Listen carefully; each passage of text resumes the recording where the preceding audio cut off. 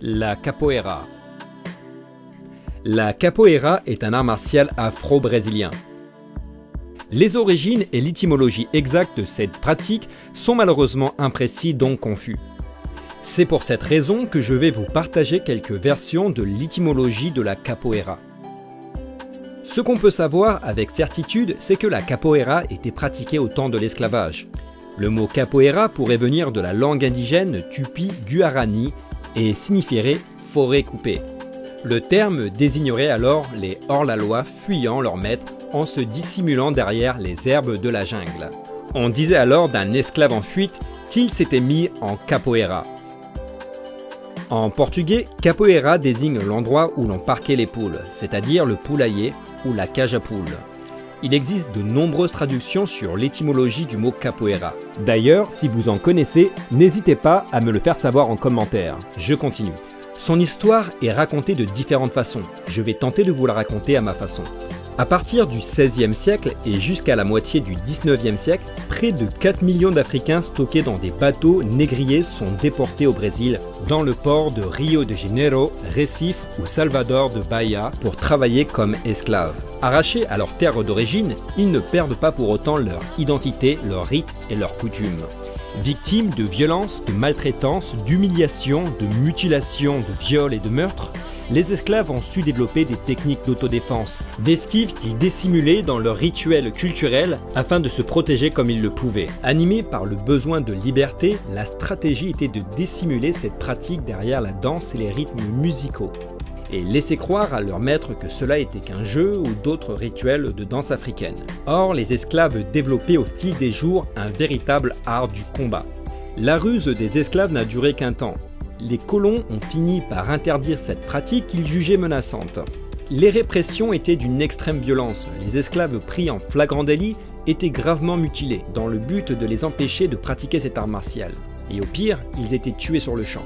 Les esclaves essayaient de fuir cette violence en utilisant la capoeira pour se défendre. Au XVIIe siècle, les plus tenaces qui parvenaient à s'échapper des exploitations agricoles commençaient à se regrouper dans des communautés rurales isolées appelées quilombos, un symbole révolutionnaire en débit d'une répression féroce contre les capoeiristes. La capoeira est un art martial qui utilise beaucoup les pieds, car les mains des esclaves étaient malheureusement enchaînées. Les mouvements étaient très proches du sol. Avec l'arrivée des peuples orientaux, la capoeira a développé plus de mobilité et de nombreuses acrobaties ont été créées. Son histoire est longue, donc je vais simplifier.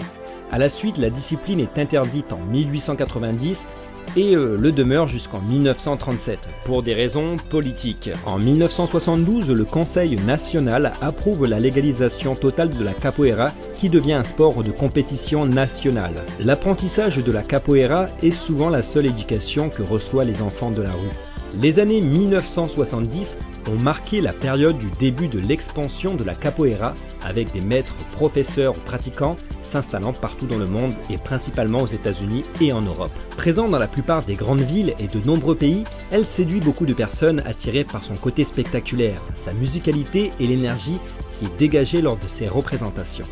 La Fédération française de karaté et disciplines associées accueille depuis la saison 2015 les clubs de capoeira qui souhaitent s'affilier et contribuer ainsi à la mise en place d'événements qui soient dédiés à la pratique. Les grades de la capoeira sont identifiés par la couleur de la corde à la taille du capoeiriste. Les couleurs et les ordres de graduation diffèrent selon les groupes, puisqu'il n'existe pas de codification de nom officiel en Europe. Mais la majorité des groupes se basent sur la force des couleurs allant du plus clair au plus sombre.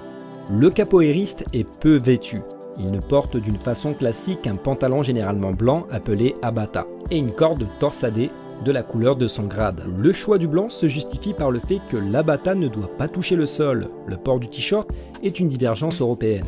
Il est fréquent que les groupes de capoeira personnalisent leur abata afin de se créer une identité commune. La capoeira se pratique classiquement pieds nus. À l'intérieur, les capoeiristes se passent deux par deux pour jouer et exécuter toutes les figures, coups et ruses qu'ils connaissent. Ils réalisent un spectacle dont la qualité dépend de la relation qu'ils ont créée entre eux. Ainsi, comprendre son partenaire est fondamental. Les musiciens jouent et le joueur de l'instrument, le berimbo, ouvre et contrôle le rythme du jeu. Ceux qui regardent encouragent, ceux qui jouent par leur chant et par leur claquement des mains.